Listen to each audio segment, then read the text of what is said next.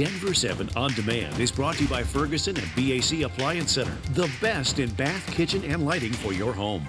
I'm Nicole Brady with the latest from Denver 7. 6 families are out of their homes this morning after a driver crashed into their condo complex. This happened at the Country Club Villas condos at East Florida and Parker in Arapahoe County. This could have been worse. Only 2 people fortunately suffered minor injuries, including the driver of the vehicle. But the couple living in one of the condos hit says they're thankful to be okay, but this couldn't have come at a worse time. Pray that Christmas is still on because we was going to have all 7 of the kids and all 19 grandkids and the 1 great-grand and the 1 on the way to come over. Yeah, we want to have a family Christmas, but it's not going to happen. That couple tells us they've only been living in the condo for a week and a half. They say the driver who crashed into the condo was running around the parking lot naked. They say he appeared to be on drugs. Police have not confirmed anything about that. Today, former CU Buffs football coach Joe Thompkins is expected to accept a plea deal related to assault charges. The woman he's accused of assaulting says she wants him to go on trial. Pamela Fine has filed a formal objection asking the judge not to accept the plea deal. She says Thompkins beat her repeatedly when they were dating in 2015 and 2016. I don't know what else to do. You know, that's why I'm relying now on the message getting out, because I feel like that's the only thing that will shed light on what I believe to be an incredible injustice. Under the terms of the plea deal, Thompkins would plead guilty to only a single misdemeanor count of assault and would not spend any time in jail. The Denver public school system is facing a lawsuit from a student who claims teachers and administrators did not report a sexual assault as required by law. That according to the Denver Post. Court documents show earlier this year the student told staff at the school she was sexually assaulted by a classmate at his home. But according to prosecutors, no one from the school ever called police. Now the teenager is suing DPS along with former Superintendent Tom Boasberg and other former school administrators. In April of this year, 5 staff members were charged with failing to report the incident. A great update to share with you this morning. Police in Westminster found a puppy, and they've arrested 2 people who were wanted for stealing it. We first brought you this story last night at 10. The Anderson family was moving from Texas to Oregon when they stopped in Arvada to visit a relative. While they were loading up their car to leave, someone stole the vehicle with the family dog, Siri, inside. The family says yesterday the criminals came back. They have the keys to the family's other car. They tried to steal that too, but the battery was dead. So instead, the thieves took nearly everything inside the car. A lot of the stuff in there was expensive and irreplaceable, like my mom's ashes and her jewelry, her pearls and stuff like that. Police arrested 2 suspects. They tell us the puppy is safe. They have not shared what, if any, other property they recovered. We'll keep you updated on that. New video shows a missing Woodland Park mother on Thanksgiving Day, the last time she was seen. In this video, you see Kelsey Frazee walk into a Woodland Park Safeway pushing her baby girl. From there, we know Kelsey dropped off her daughter with the girl's father. ABC News tried to talk to Patrick Frazee yesterday as he left an attorney's office in Woodland Park, but he dodged the questions. Patrick, why don't you talk to us? Patrick, what is the text message Kelsey sent you on the 25th? Sir, can you tell us what's going on? This is private property. This is a private road. The text message sent to Patrick, along with one sent to Kelsey's work, are the last known contact from her. Her phone was also pinged to a small town in Idaho.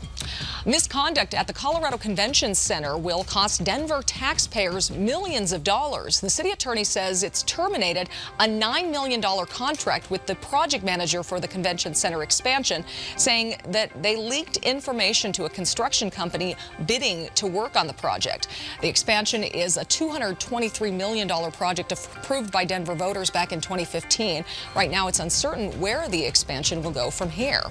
Former First Lady Michelle Obama makes a stop at the Pepsi Center in Denver tomorrow. It's part of her national book tour for her book, Becoming. Tickets are sold out, but you can still see Mrs. Obama at the Tattered Covers Colfax location. You'll need to act fast, though, because a limited number of wristbands for her book signing will go on sale Wednesday morning at 9 a.m. They'll cost between $32 and $65. The Tattered Cover event starts at 2:30 on Thursday. The group behind Proposition 112 isn't giving up. The measure to push back oil and gas wells away from homes and schools failed this year, but they're already looking ahead to 2020. The group Colorado Rising says it's working on a ballot measure for 2020. Activists also launched an online petition urging Governor-elect Jared Polis to act even sooner than that. We were able to garner 1.1 million yes votes on 112 in spite of a $40+ million opposition campaign, which shows very clearly that the people of Colorado want to see oil and gas reform. They want to see increased protection. Gas industry says Colorado already has some of the strictest regulations in the country, and pushing wells back farther will be a job killer. The cost of living in Colorado is rising, and people are struggling to make ends meet. A new report from the Colorado Center on Law and Policy found 1 in 4 households doesn't make enough money to support their family and relies on some kind of government assistance. We have a look at the cost of living in different areas. In Denver, 2 parents with a child in grade school need to make at least $53,000 a year to cover the basics. To live in the suburbs of Arapahoe County, you'll need $56,000 a year. In Boulder County, you'll need $64,000 a year to get by. And new this morning, Google has released its top trending searches of 2018. The company broke down which topics Denver residents searched the most for. Here's a look at the top 5 searches of the year. The World Cup topped the list, followed by Mac Miller, Anthony Bourdain, the Colorado Avalanche, and Kate Spade. You may remember Miller, Bourdain, and Spade all took their own lives this year. Election results came in at number 10 on the list. Let's check in with Lisa Hidalgo now. She has a look at your forecast. And we're tracking a cold front that's going to roll into town tonight. So this morning, things are pretty nice. We've got a little mix of sun and clouds, 30s to start, and we should be in the upper 40s by about 11 o'clock. Now, the winds will be an issue. It's going to get pretty gusty this afternoon, especially in through the foothills and areas west of I-25. Wind speeds at about 20 to 40 miles per hour. The mountains will also start to see some snow this afternoon and evening, and it looks like west of the Divide we could see about 4 to 8 inches of snow. Tonight there's going to be a slight chance for a few light snow showers, a few flurries as this front starts to roll through and those winds shift. It's going to get colder tomorrow. We've got single-digit lows in the mountains tomorrow, and we'll be in the teens and 20s to start on Thursday. Tomorrow afternoon, not quite as warm. Highs will be in the low 40s, so about 10 degrees cooler than today. Skies clear out though, and we're going to see some sunshine statewide Thursday, and then a beautiful, very warm, not mid-December like weekend, Nicole. Saturday and Sunday will be in the mid to upper 50s. I need more snow to feel the Christmas spirit here. Well, you shared your thoughts at Eldora Ski Resort. Listen, the Boulder County Ski Resort has scrapped its plan to charge for parking.